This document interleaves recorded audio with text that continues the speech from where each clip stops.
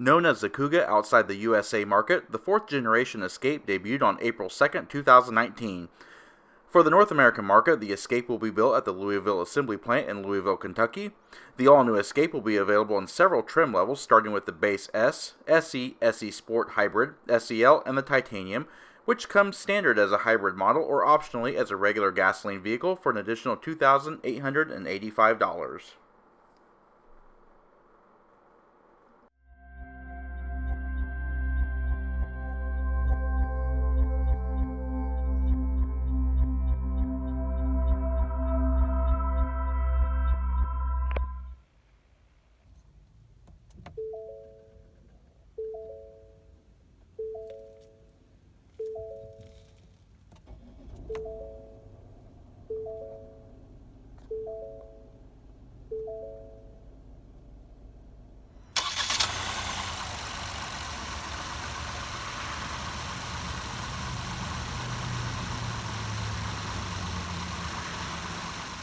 This Escape SE is painted in ingot silver metallic and features a dark earth gray premium cloth interior. This is the 200A equipment group, and the only options are the 17-inch shadow silver painted aluminum wheels at no extra charge. The new Escape is based on the next generation Focus that will not be arriving in the North American market. Ford has chosen to lean more conservatively in style for its newest iteration of the Escape, with a more car-like appearance rather than an off-road look like the Toyota RAV4. The Escape across all trim levels features a wheelbase of 106.7 inches, an overall length of 180.5 inches with an overall width of 85.6 inches. This Escape SE is front-wheel drive with driver selectable drive modes via the push button on the center console.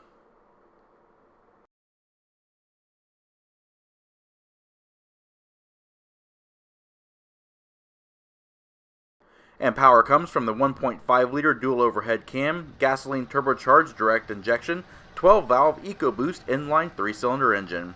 It creates 181 horsepower and 190 pound-feet of torque.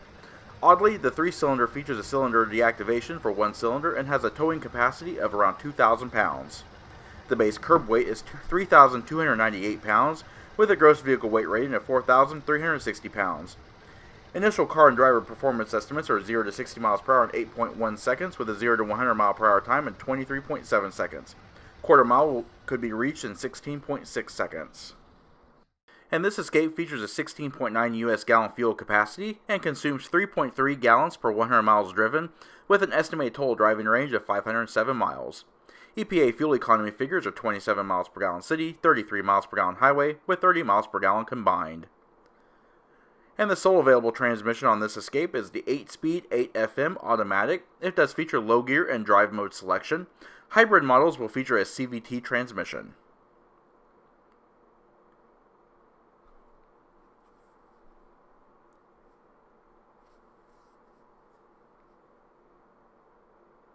And looking around the rear, the Escape has LED tail lamps with incandescent turn indicators and reverse lamps. It's nicely styled, running in line with the longer edge. I especially like the word Escape spelled out between the tail lamps. Above the rear window is an aerodynamic spoiler to aid in airflow management, and down below are sporty dual-tip bright exhaust.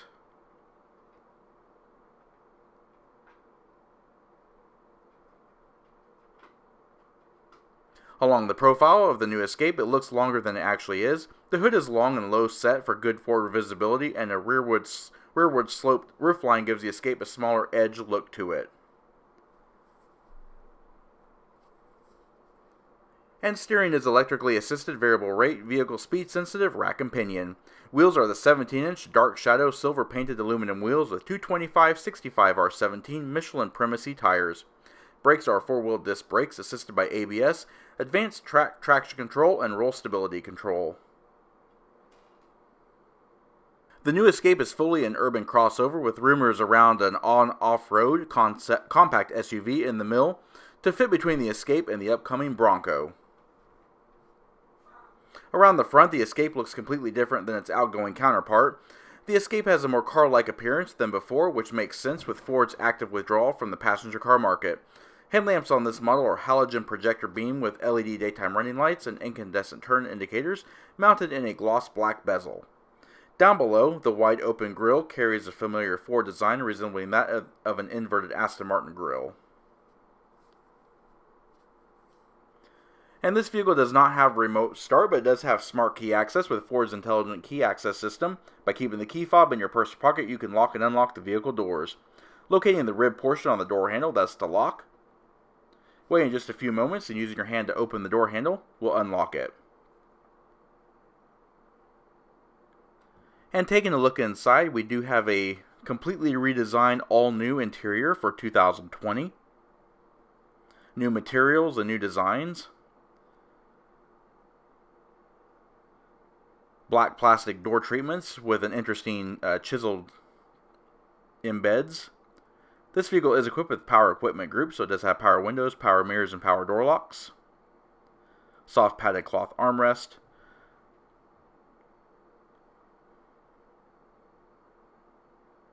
And on the dashboard, you do have your headlamp controls. You've also got a tilt and telescoping steering column.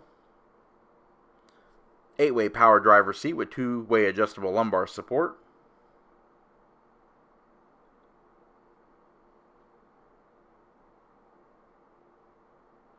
And take a look at the seats.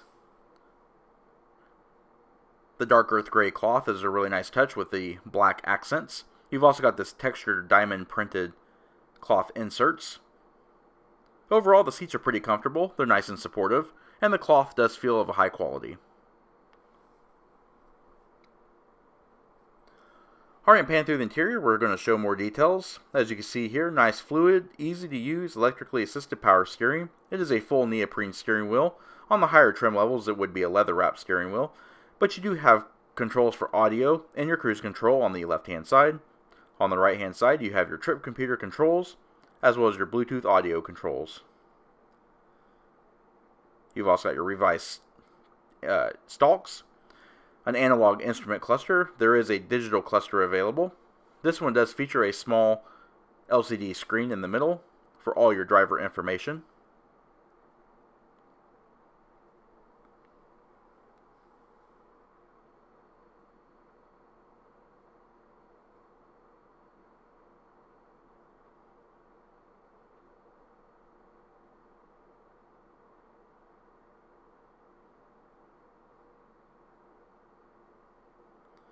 Alright, pan over the top of the dash. Nice flat black plastic that's low on glare. You've also got the 8-inch floating touchscreen display, which is becoming more and more popular nowadays. It is Ford's Sync 3 system, and while it does not have navigation, it is Apple CarPlay and Google Android Auto capable, so it can display the navigation functions from your mobile device. The overall response and touchscreen capabilities of this screen are pretty nice. Placing the vehicle in reverse does activate the reverse camera, a federally mandated option now. It does feature active guidance lines, which is a very nice touch. And moving down, you have redundant audio controls. You have your volume and power switch, your seek and scan and all that kind of stuff. Tune knobs, large central air vents, and of course your single zone automatic climate control, with a digital fan speed as well as digital temperature readouts. You've also got heated front seats.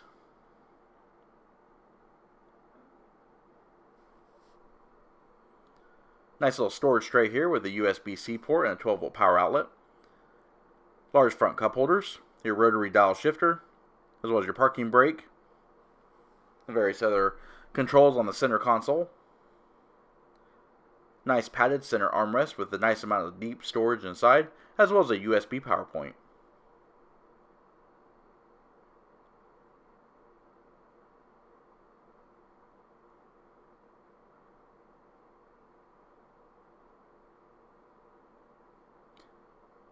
Alright, overhead, we do have a manually dimming rearview mirror.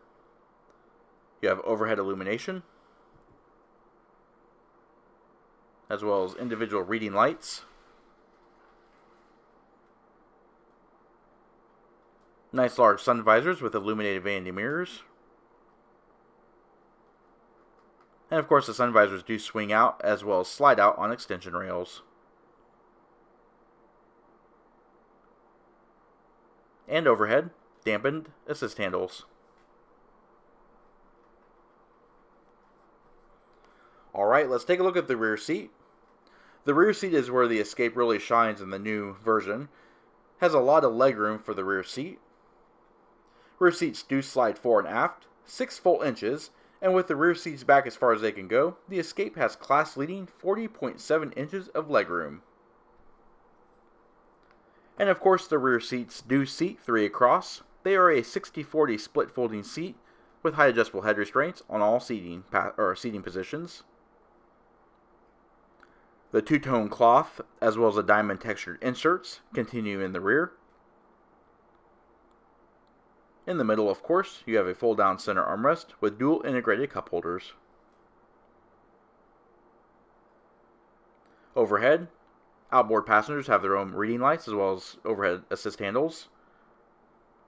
Rear seat passengers are also treated to climate control vents as well as a 12-volt power outlet.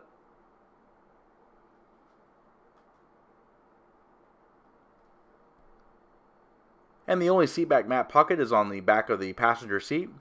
There is no seatback mat pocket behind the driver's seat.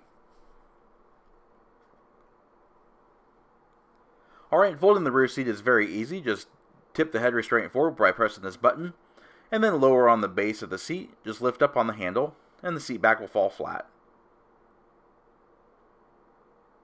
Gives nice access to the luggage area. And you can lift the seat back up with one hand. Seatbelt guides keep you from having to pinch them up.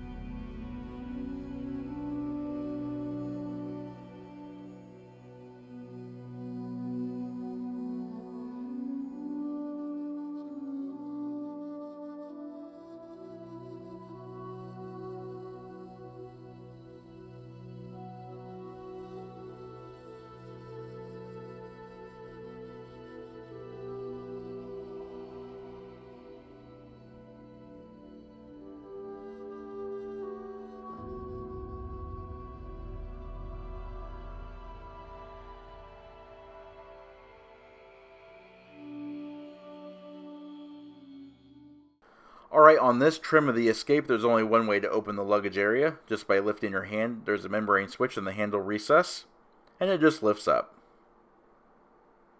Higher trim levels have electrically assisted lift gates. But as you can see, it's a pretty smartly styled and nicely designed luggage area with a nice flat floor, minimal wheelhouse intrusion. You've also got illumination, as well as some side storage cubbies, a grocery bag hook, and a 12-volt power point. Underneath the floor mat, you do have the compact spare tire with compartmentalized storage and jack and tools. And the luggage capacity in the Escape with the rear seats up is 37.5 cubic feet. With the rear seats folded, you have a gain of 27.9 cubic feet for 65.4 cubic feet of total storage volume.